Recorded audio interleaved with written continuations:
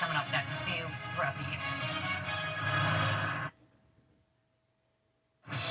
Tonight, breaking news, election night in America, the New York City mayoral race. Also breaking right now, the plane crash in Louisville. The images just coming in. We have just learned a UPS plane has gone down. A huge plume of smoke visible for miles. Reports of injuries. The Louisville, Kentucky airport is closed tonight. Our reporter standing by. Also breaking election night, what voters are saying already. The preliminary ABC News exit poll data just in tonight.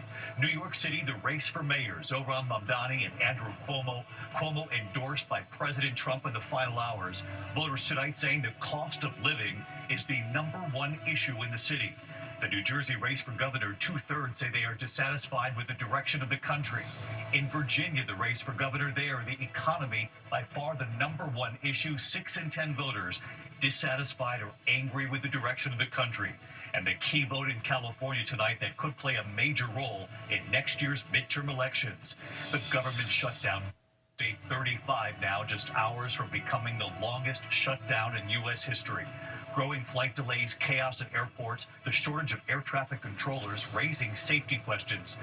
And tonight here, the new warning, they may have to shut down airspace over parts of the U.S. So tonight, what is President Trump doing? What are Republicans and Democrats doing to get the government back up and running? Tonight, the security scare, a United flight, the evacuation on the tarmac, air traffic control alerting pilots, ordering the plane to move a safe distance away, and then the evacuation. One of the most powerful and polarizing vice presidents in American history, former Vice President Dick Cheney, has died. John Carl is here with a look back. The remarkable rescue at sea tonight led by a 12-year-old junior lifeguard. A boat capsizing, 5 people on board, and what that 12-year-old boy did. The collision on the tracks of freight trains slamming into a semi-truck hauling cars. A major museum heist, this time here in the U.S. The surveillance video released tonight, the suspects seen inside, and what they got away with. And tonight, James Longman with a stunning look inside the newest archaeological museum in the world. And for the first time ever, King Tut's complete tomb on display, and you'll see it right here. From ABC News World Headquarters in New York, this is World News Tonight with David Muir. Good evening on this election night in America, the race for New York City mayor, key races in New Jersey and Virginia. We'll get to it all, but first, the breaking news tonight. There has been a plane crash in Louisville, Kentucky. At this hour, emergency crews are on the scene of a UPS plane crash in Louisville. The images now coming in showing huge plumes of smoke. The FAA tonight saying the plane crashed just after takeoff. The Louisville airport is closed at this hour. There are reports of multiple injuries. ABC's Matt Rivers leading us off tonight. Tonight, smoke billowing across the Louisville skyline after a UPS plane crashed near Louisville International Airport.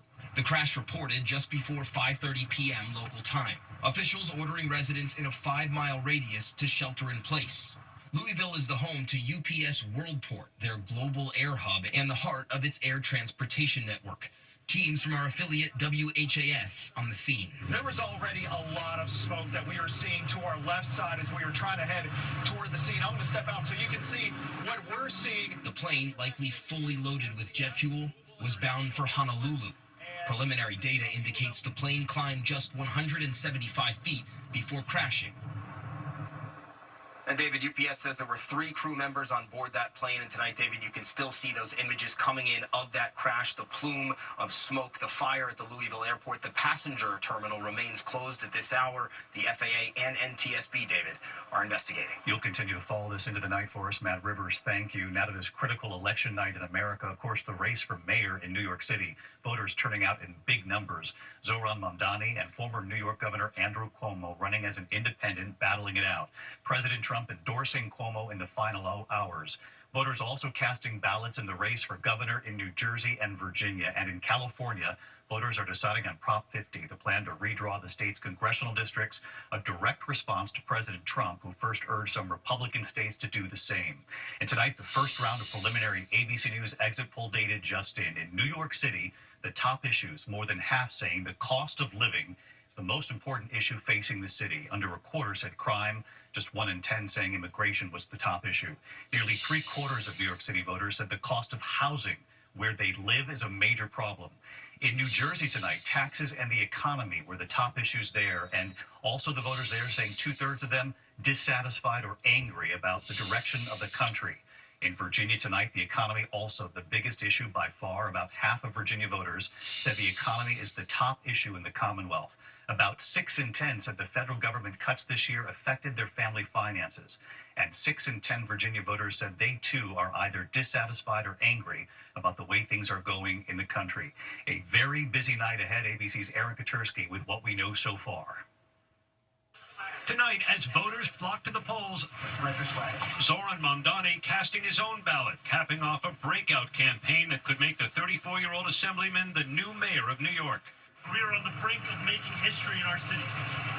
On the brink of saying goodbye to a politics of the past. Mr. Cuomo, how are you feeling today? Feeling great.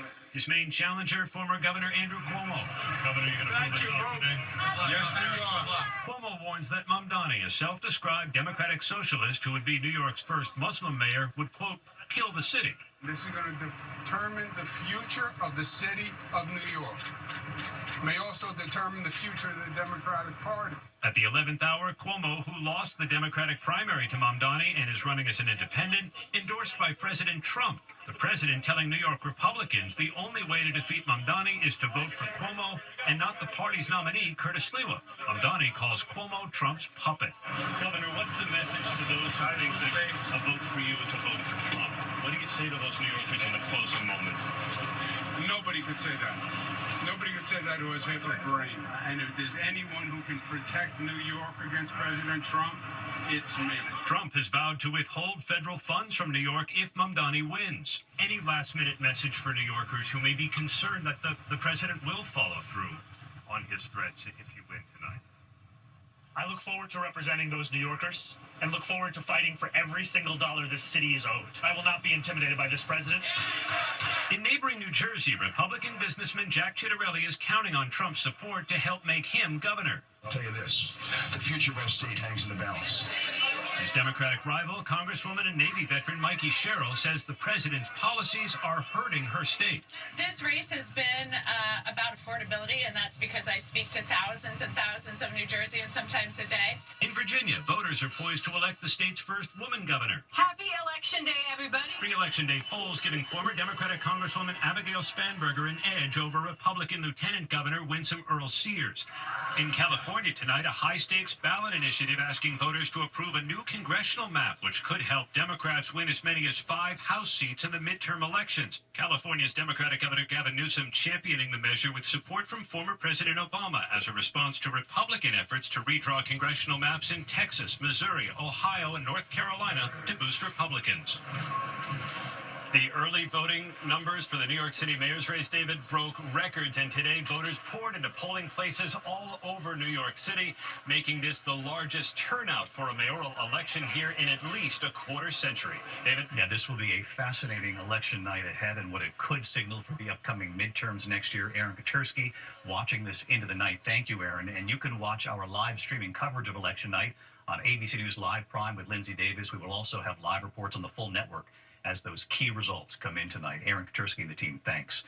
In the meantime, the government shutdown tonight, day 35, just hours from becoming the longest in U.S. history. Growing flight delays and chaos at the airports, the shortage of air traffic controllers raising safety questions. And tonight, hear the new warning. The Transportation Secretary saying he may have to shut down airspace over parts of the U.S. So what is President Trump doing? What are Republicans and Democrats doing to get this government back up and running? Here's Rachel Scott. On day 35, the government shutdown is now tied for the longest shutdown in U.S. history, the previous record set during Trump's first term. And tonight, a dire warning.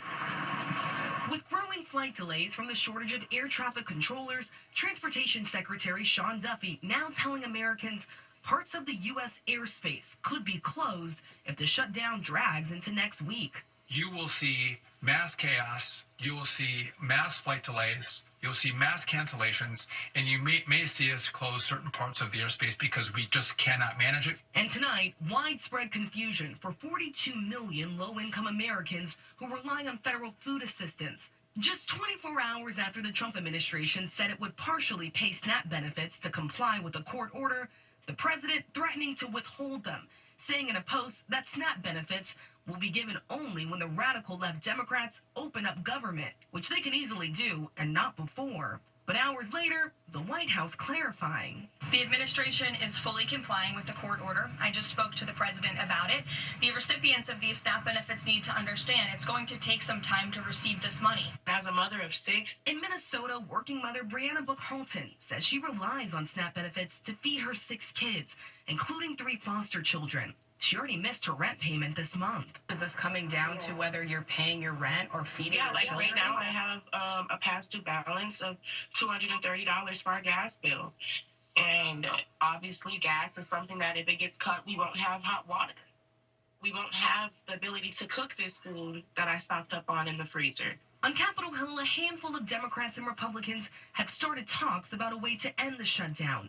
Today, Democratic leader Chuck Schumer says they are considering all options. But many Democrats say they should continue to fight for what's been their key demand all along, extending health care subsidies so insurance premiums don't skyrocket for more than 20 million Americans.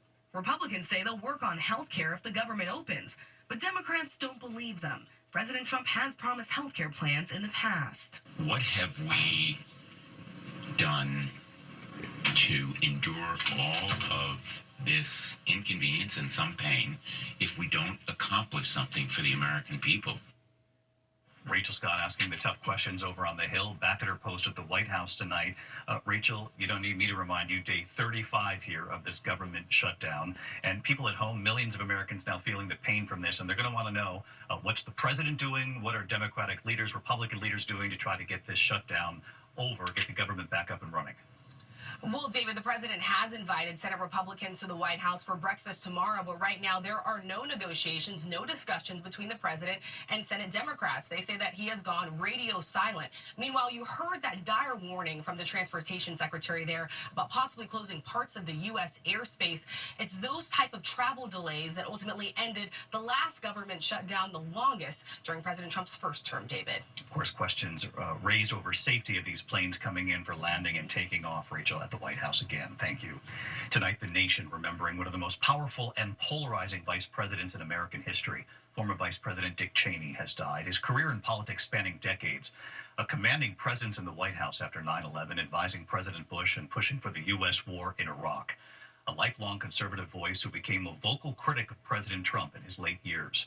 Here's our chief Washington correspondent, Jonathan Karl, tonight. Flags are at half-mast at the White House and Capitol tonight in honor of former Vice President Dick Cheney, one of the most consequential and polarizing political figures of our time. They wouldn't call me Darth Vader for nothing. Tonight he is remembered by the president he served, George W. Bush, for his role in guiding America in the aftermath of the September 11th attacks.